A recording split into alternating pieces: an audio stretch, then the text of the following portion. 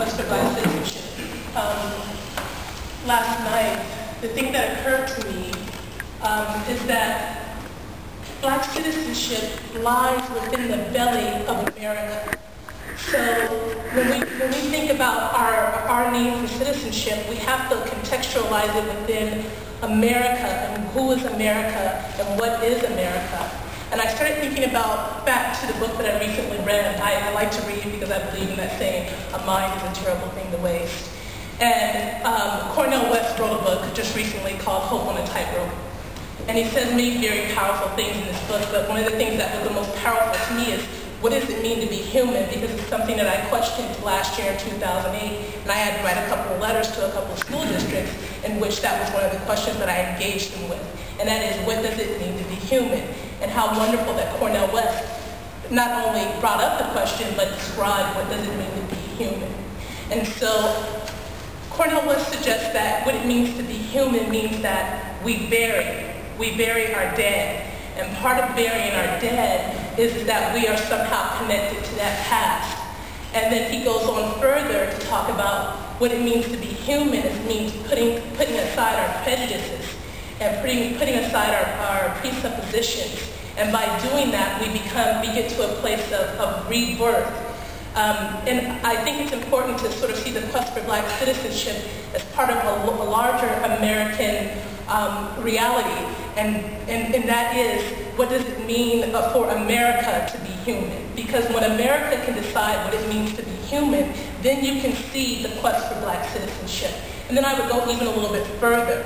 And that is that while I believe that we do need to have Black leaders in the African American community, that there's other ethnic groups that are also fighting for their basic human rights and their citizenship.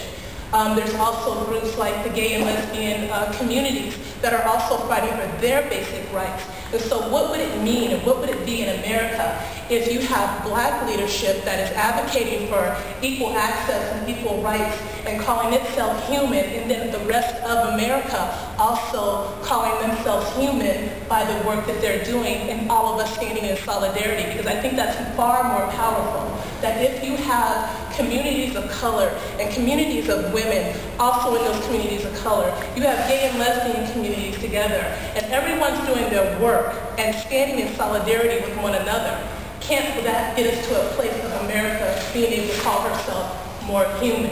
I'm also saying this in light of thinking of a place in these United States, Fort Benning, Georgia, School of the Americas, and also famously known as School of the Assassins, where we teach terrorism.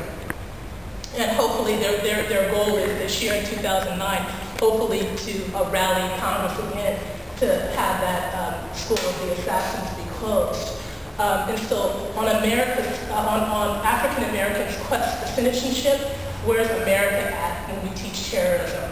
I'm thinking of Monsanto, a global company here in these United States that has engineered what is known as the seedless seed that they sell around the world. Particularly, you see that the greatest impact in India, where you have poor farmers who are now killing themselves because instead of being able to go back into that ground and get that seed and use it for another season, they have to go and buy seeds again, and if they don't have the money to do that, they get into a great deal of debt and they just kill themselves.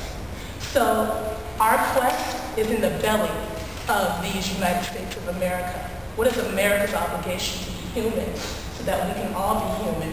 What is America's obligation to be human so that we can all be citizens and connected to one another, because we all are?